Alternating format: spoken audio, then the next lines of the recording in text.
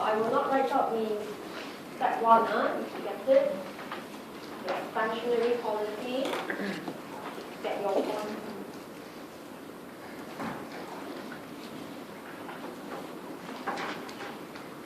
So analyze the BP at point 2.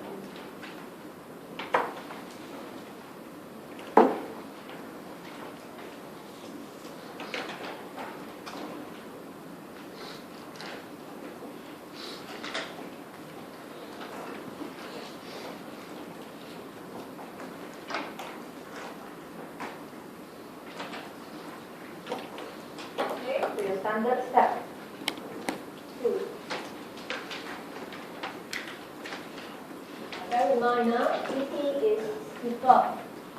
Steeper means F is less than M1. So when you assign the numbers, double check.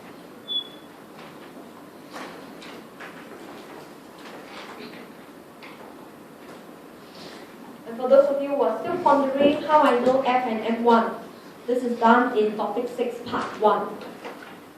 Okay, so if you can't remember, just remember slope of BP is M1 over F. If you want it to be steep, the numerator M1 must be larger.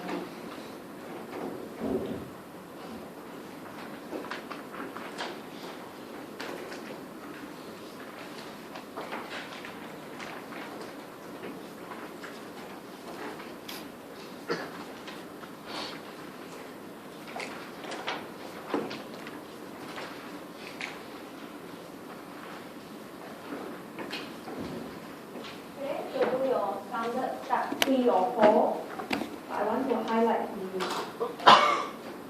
Some of you will see some very abnormal behavior in the diagram.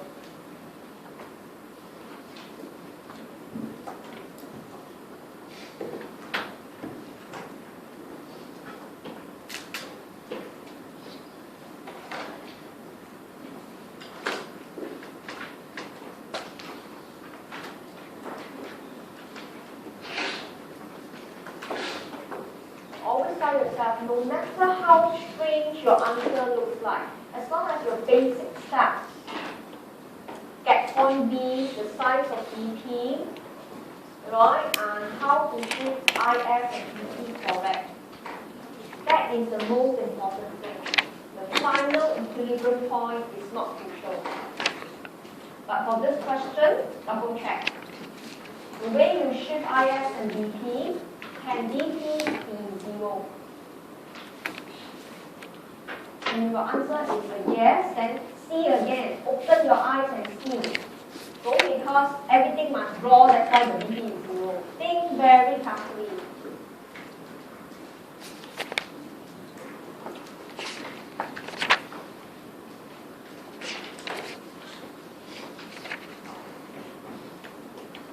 Okay?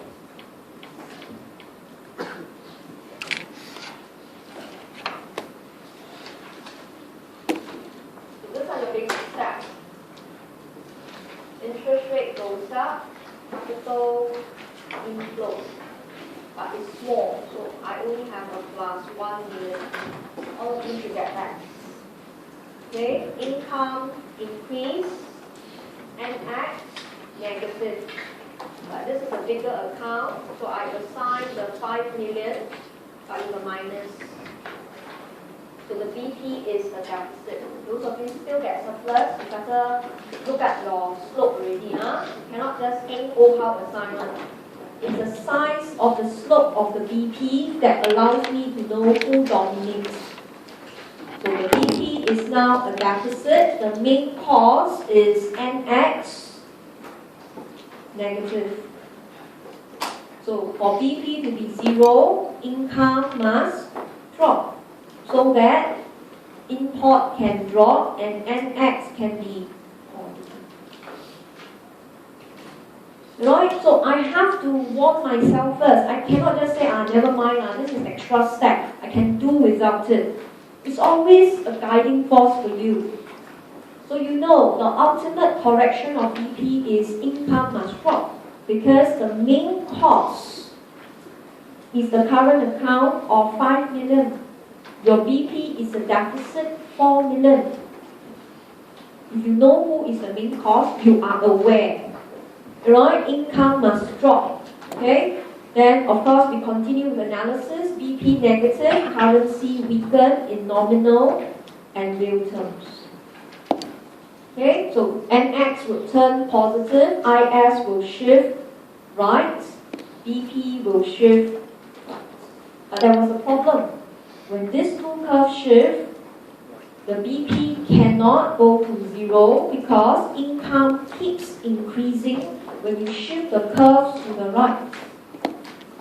So I will not draw anything. In other words, the model is invalid. The model cannot work. Mundell-Fleming says you must get internal and external equilibrium. You only get internal equilibrium. Will you get external equilibrium? No. The BP will not go zero. The BP will still stay as, right, in this case, a deficit. A deficit. Because Y keeps increasing, right, and X will go negative. The BP continue to go negative. So if some of you happily go and draw something because you need to draw something for the sake of drawing, now you know your answer dictates the diagram, not the other way around. Final equilibrium is how you dictate it through concepts. Concepts are, alright, always accurate. Okay, they never change.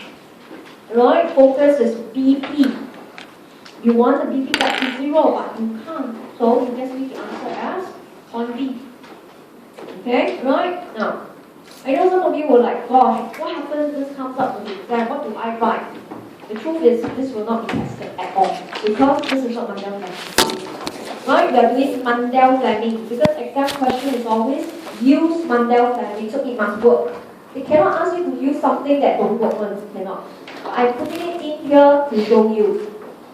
Alright, when you go through your model, don't go through the momentum for the sake of drawing and say, I need to have a point here and then just like label it X. And then happily go and draw one IS there and then the BP there. So that you feel good about yourself. You can draw so many lines. What is so good about it? Nothing. Don't draw. Right, okay, but highlighting to the examiner, the BP may not be corrected. Okay, right, so that wraps up the entire discussion on upward sloping BP. Focus is on flatter BP, not steeper. Or steeper BP, you just try for the sake of seeing whether you can correct the BP. And you realize if it is for fiscal policy, it cannot work at all. Monetary policy can still work, but not fiscal policy. Okay, alright? So this is the entire discussion from page 40 to 19. Divide the analysis into 4 segments as long as you can reach point 3 or step number 3 to determine where the curve shifts. Alright, tell yourself you are on safe ground, but ultimately the goal is to find final equilibrium and compare whether policy works or not. So you have to set different gates of checking your capabilities. Okay, right? So this is the third section of discussion of Mundell-Fleming. Okay, with that now let's look at page 20.